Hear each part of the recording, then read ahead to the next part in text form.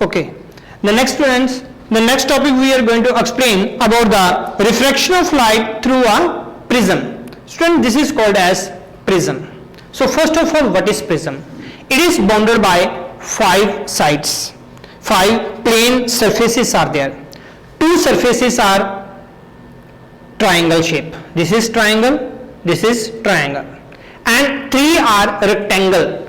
One is, this is rectangle, second one is also rectangle, and third one is also rectangle. So 2 opposite surfaces of prism are identical, parallel, triangle, and 3 other 3 surfaces are rectangular and inclined to each other. If I keep like this, then the bottom base is called as base, and these 2 are the refractive surfaces. These are the refracting surface, okay, and these are the refracting edge. This is called as edge. Okay, so how this work out?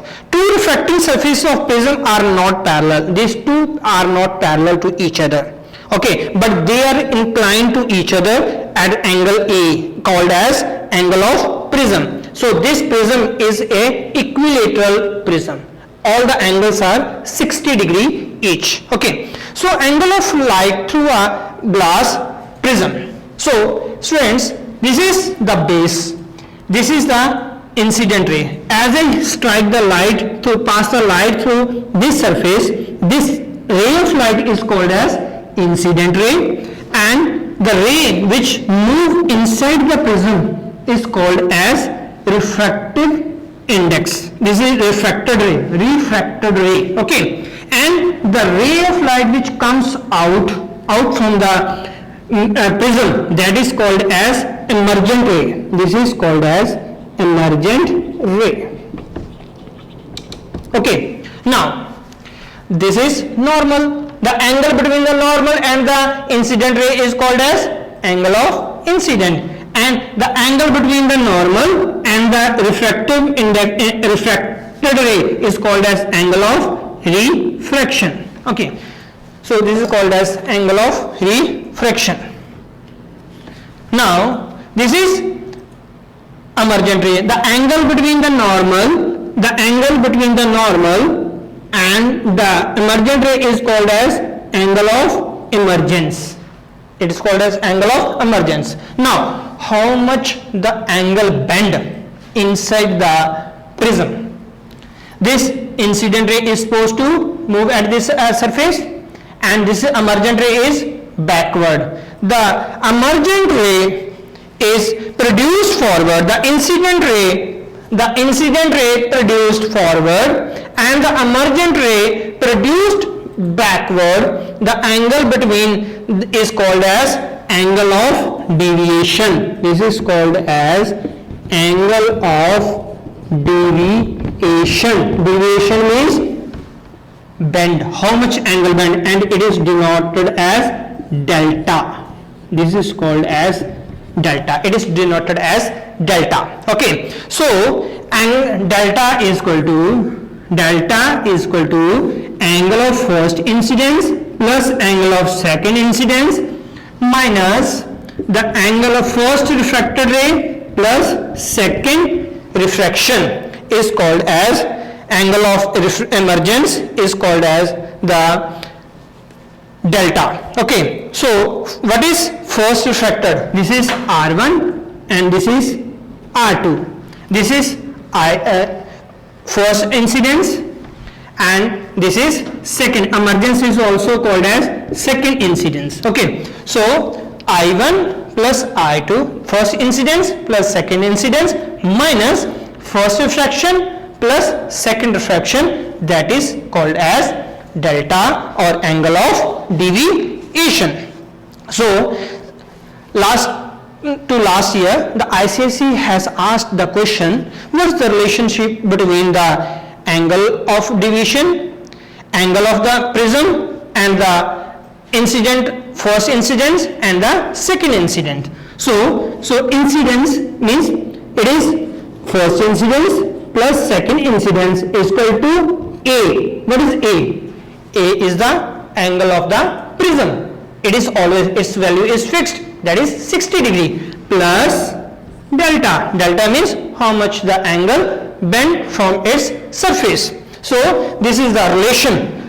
First incidence plus second incidence is equal to angle of the prism. This is the angle of the prism. Okay. So plus delta. Delta means the angle produced, incidence angle produced forward, and the emergence backward produced backward. This is called as angle of deviation. So students, this topic factors are, they have cut short from there, is not there from in the topics.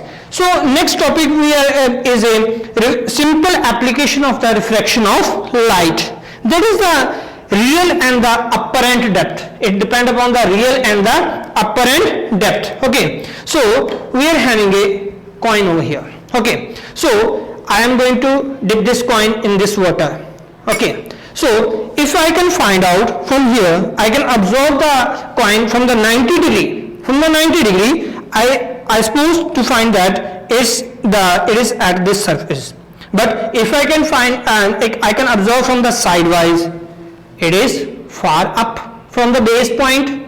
So this point is called as a apparent depth. The depth less than its real depth is called as apparent depth. So the object placed in the denser medium, this coin is placed in the denser medium. When viewed from the rarer, I am viewing from the rarer medium, appear to be depthless. So if I can observe from here, so I can find that its depth is at this point. But if I can find from this point, it is far above. That is the apparent depth and the real depth. I know, I hope that you can understand this real and apparent depth also. Okay, so we can explain over here the real and the apparent depth.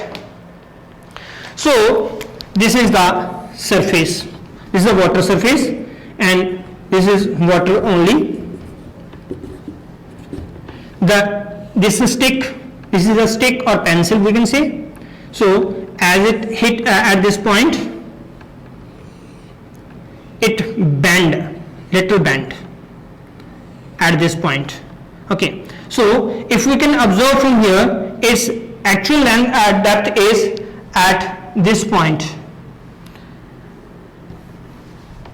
If we can observe from this point also,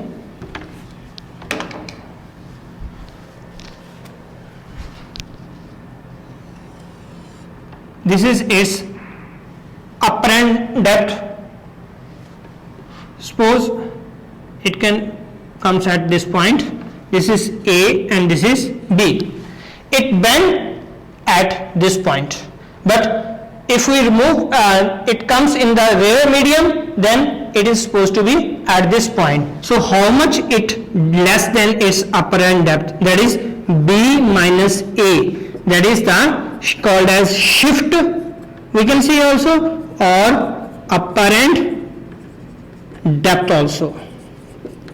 Shift means where it is shifted actually, where it is shifted actually, that is called as shift. Shift by which the object appear to be raised. Object appear, actually it is at this, it looks at this point, but when real depth is this point. Okay, raised up.